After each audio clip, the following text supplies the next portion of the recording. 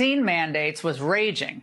Little did the American public know at the time that the CDC was holding a meeting discussing the potential to track those who were unvaccinated.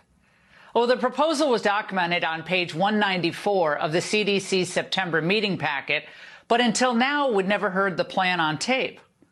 Well, meet a little-known figure, CDC Dr. David Bergland.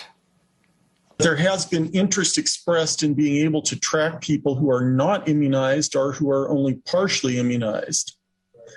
And at the current time, there can be considered to be a significant modifiable risk factor for morbidity and for mortality.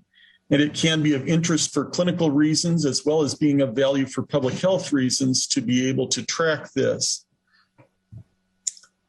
NCHS is therefore proposing creation of codes related to people being unvaccinated for COVID-19 and for being partially vaccinated for COVID-19. So it's not just a tracking of the unvaccinated, which is ridiculous. If you thought getting one or even two shots was going to shield you from being surveilled or tracked, medical big brother looking over your shoulder, you were wrong. Because after the presentation, Dr. David Bergland opened the floor to questions and comments.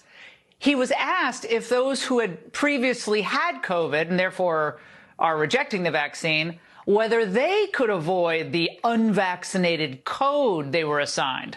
Listen to his response. At this point, it has been recommended that even if someone has a history of COVID-19, that it may be beneficial for them to get the vaccine.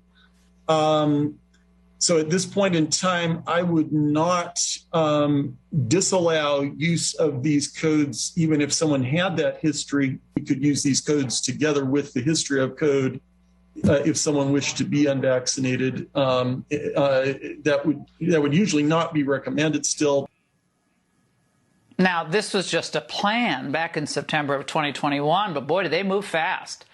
These codes were actually approved just 2 months later and went into effect in April of 2022.